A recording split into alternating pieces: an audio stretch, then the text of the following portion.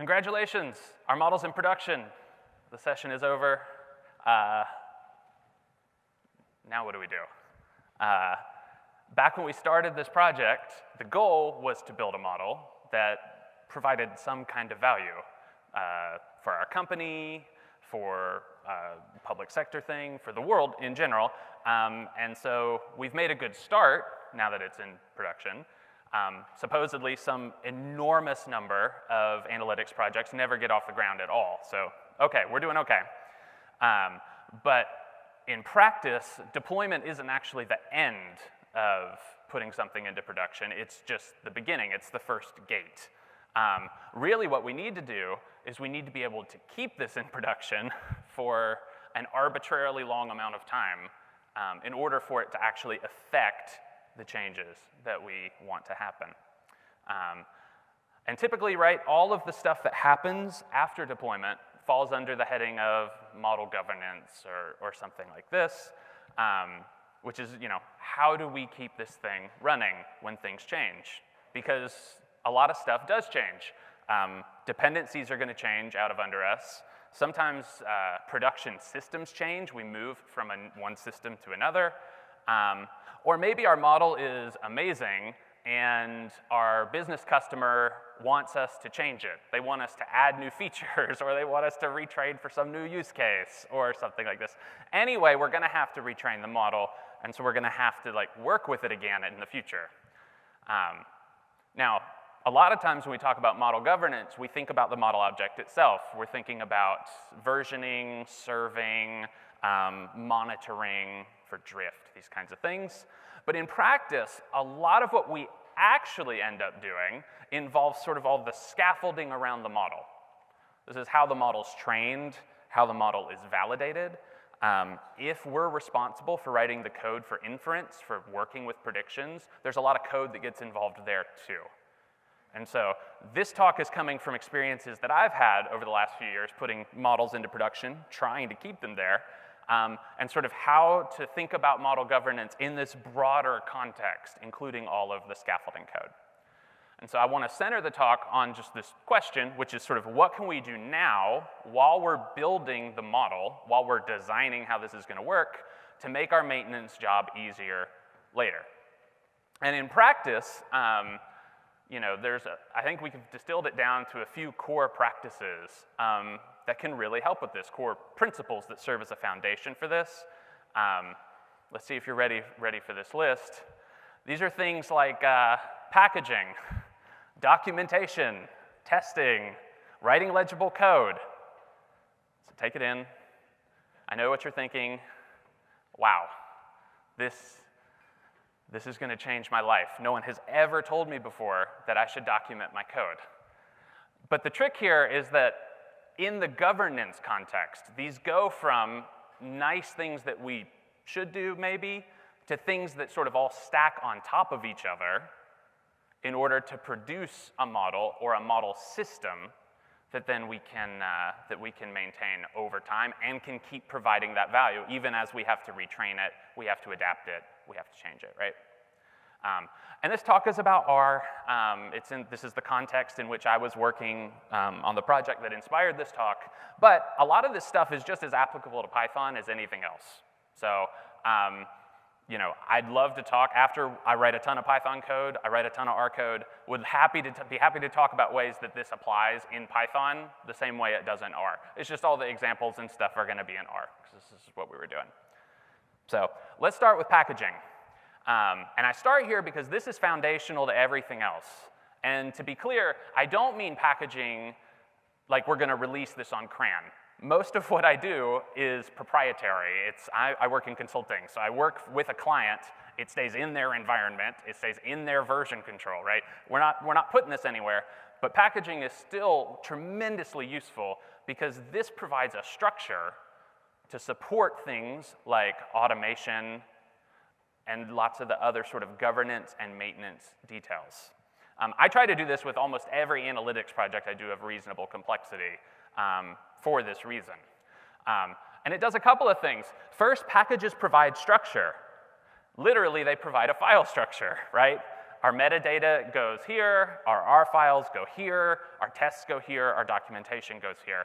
This, at the very least, helps to avoid the thing that you'll get in teams, in academia, like where I've come from, where you have scripts just kind of everywhere in a folder, and this is our production model.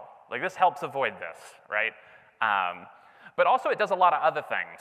It structures your dependencies. So if your model depends on other packages, it helps declare and maintain those kinds of things. So as the world changes, we can redeploy, rebuild with some amount of confidence. The other thing it tracks is things like your code version, right? And this is important in at least two cases in governance. One is, I don't just want to know the model version that we're running. I would really like to know what version of my code base trained that model, right?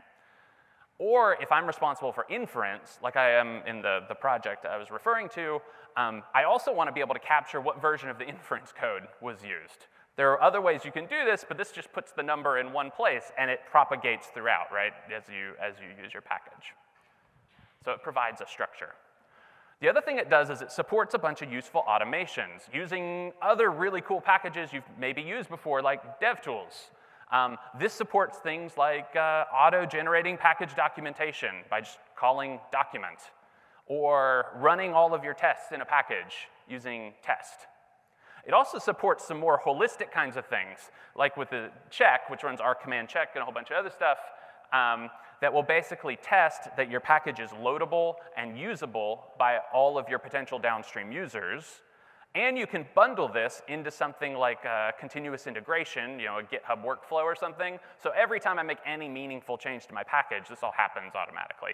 People don't have to think about it, which is sort of the point. I want to be thinking about the code. I don't want to be thinking about all of this other kind of governance stuff if I don't have to. And then finally, this builds on typical R patterns. This is what any R user would expect, is instead of having to write some kind of proprietary, thing where we're sourcing a bunch of files, or making sure they're in the right order, right? We can just call library for our little fictional package here, classifier, and then we can just use functions, right?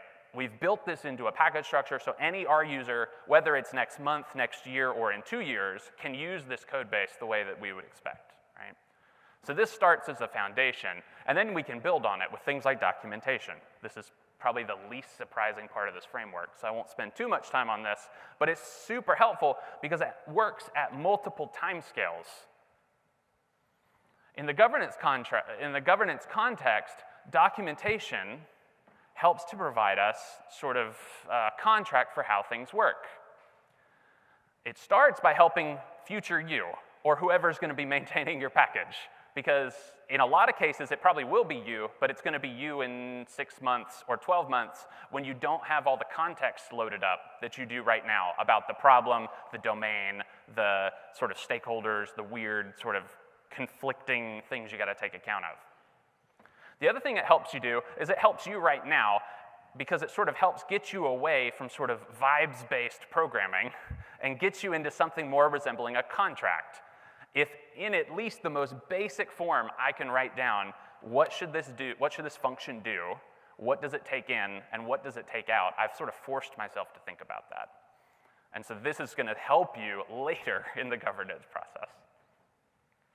The other thing is, like, in this ecosystem that we're all sort of swimming in, documentation offers a lot of other really nice functionality, right?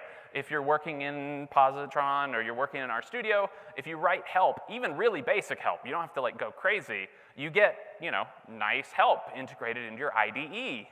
You get auto-completion, even if you're doing pipes and this kind of thing. Again, all you have to do is like document your arguments. You don't have to like write a treatise. Plus, in the world we're in now, all of this documentation can get sucked up by language models or sort of other things too to power sort of other experiences. And so it's not just something that's like, oh, we should do this, We get real benefits from this, both now and sort of downstream. And then there's testing, which for a long time, for me, was kind of something that's, I should do this, I don't really know how to get started, I'm not a software developer, I didn't go to school for computer science. But It is really, really useful, and it's really important in this context, because testing is what's going to provide us with some kind of a safety harness once our model is in production and we need to then change it. Because, I don't know, code's complicated, and we can make mistakes, and I want something that's going to catch me if I make a mistake.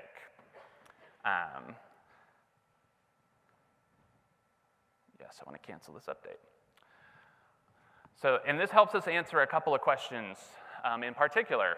One, does my code work right now, right? So if you, again, this is sort of moving away from vibes-based coding, where instead of saying, yeah, this model seems to do what I want, or yes, this transformation function seems to do what I want, it lets us write something down in code that can ensure that. But then more importantly, later, when you can't remember how this stuff worked, this helps me know, does my code still work? And this is particularly important when you start having a larger code base for like a model or model functions that have lasted a while, and changes in part A are going to affect part F over here. And you can't keep that all in your head. There's also all kinds of interesting stuff where you start depending on other packages, and packages change and update over time, right? Maybe you didn't do anything, but maybe a dependency broke something. Or maybe I did. That happens. Tests catch you for this kind of thing. The good news is it's getting easier and easier, I think, to start growing in this capacity. What do we do? I mean, there's ways to start small and grow from there, right? We don't have to boil the ocean to do testing. We have a lot of tools that help with this now. And what you can do to get started, and what we've done on some of our key projects, are really just 2 steps. One, identify and test your key functionality. In a modeling context, this might be a main training function using little bits of reproducible data. This might be inference functionality, or it might be like complicated transformation stuff where you have to smash data frames together. And anytime you do that, you can have missing values, misjoins, right? If you're using untrusted data, you can have a bad time. And so this lets you sort of test the things you think are most likely to go wrong. So you can do a couple of those. You don't have to do a lot. But then, over time, as we add new work, or as we fix bugs, because they happen, we can just write a test that says, oh, can I catch this bug, right? Can I figure out where the bug is? Can I test it? And then fix the bug. And so now the bug will never happen to you again, at least not without you knowing it. And we have lots of really good tools for this now. Packages like TestThat, which I think in version 3 is when they introduced snapshots, which makes it super easy to write tests. And basically it works in a 3-part model. You start with some known data, so like the iris data set here in this example. This is not random data, like it's deterministic. We know what these data are. Capture the output, and then call this function expect snapshot with your output. On the first run, what this is going to do is write a little markdown file into your package structure that stores things like what the call was, any output messages, and the actual output of the object. And it just writes it to a little markdown file. The next time that you call this, it's just going to go read that file, and it's going to figure out whether or not it's reproducible. I didn't have to write any super fancy test conditions or anything like that. As a way to get started, this is pretty good. It also helps you sort of ensure that your code is deterministic. Because if you get, it'll yell at you if it's not. And then finally, sort of the layer on top would be writing legible code, right? We've got packaging, we've got docs and tests, but then if we want people to be able to use our code into the future, this is where writing legible code, I think, really helps. Because the real world is more complicated than demos. We have data that are complicated and involve lots of merging. We have models that aren't just one little model object we trained. It's multiple model objects that have to be managed together and maybe interact. In our project before, we had a 2-stage model where one flowed into the other, both were trainable. There can also be complicated prediction logic if you have to manage state for multiple models. One approach to do this would be, and it's fine, would be to just bundle everything together in lists, right? I train my model, and out the end of it comes a list with 2 parts, a preparatory thing and a model thing. So we get that, and then if we want to do inference, maybe we extract the different parts of the model, and we call some function that uses all these different pieces together, right? You can do that, but we already have a nicer way to do this in R using S3 objects and S3 methods. If you use R, you're used to calling print on something and getting a nice output. If you call predict, you get a nice output. The good news is getting this kind of thing is really, really easy, and adopting it has made life better for me and for us. You can do this in 2 easy steps. First, instead of returning a list, here's our original list that we had before, return a list just with one extra attribute attached called class. Call it anything you want. I called it classifier model because it matches the package. Once you have that, you can write this funny named function, predict.classifierModel, and then just put whatever complex nonsense that you want to go in there. But once you do that, your users can just use predict from now on. They don't have to know what's going on. You can abstract it all away, which hopefully you were going to do anyway, but now they can just behave, they can work in the R ecosystem the way that they should be used to doing anyway. This is good for downstream. This is particularly good if you're responsible for inference. Like in this project, we were responsible for maintaining the R stub files that actually did inference and then were orchestrated by the DevOps team, the MLOps team. And so this lets us make our stub files be expressive and easy to understand and self-contained. They just call the package and they do the thing. You can also extend this to other methods too if you want. You want to define something entirely new. I found out this was actually defined in generics the other day, but we're going to pretend that we invented it. There's just one, you just define it using use method. Literally, this is not even like toy code. Like you just write this is all you have to do. And then you can define your S3 method this way. And again, now I have this function explain that I can call on my object, right? You can define things very easily, so then when people come back to your code later, it's more expressive, it follows the conventions of the ecosystem. And so even though none of these things are probably mind-blowing new things, what we've found is that when we combine these kinds of principles together, it has made our model more maintainable over time. This particular case, we've been in production for a few years now for a client. It's made a ton of value for them. And we've even survived a transition from an Airflow-based architecture to Databricks comes in and sells them all the things. And so then now we're in Databricks. We were able to lift this, move it over, in part because of this kind of an infrastructure. So I would love to talk more about this later. Would love to hear ways that you do this, you do other things. But yeah, I appreciate you letting me be here. I also have a companion website. It's on GitHub that has some more examples and the slides from this talk. Thank you so much.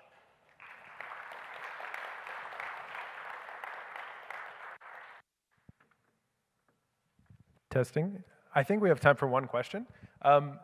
So how would you suggest someone goes about testing?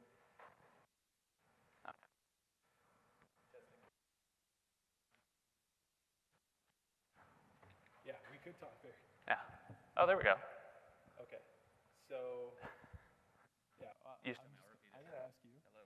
So, someone that wants to go about starting with small test base just for their previous functionality, or even starting to use packages for packaging their code. Do you suggest using an LLM assistant for that? Have you had any experience with that and good results? I have not used language. The question was, if you want to get started with any of these sort of directions, what do you think about using a language model to help?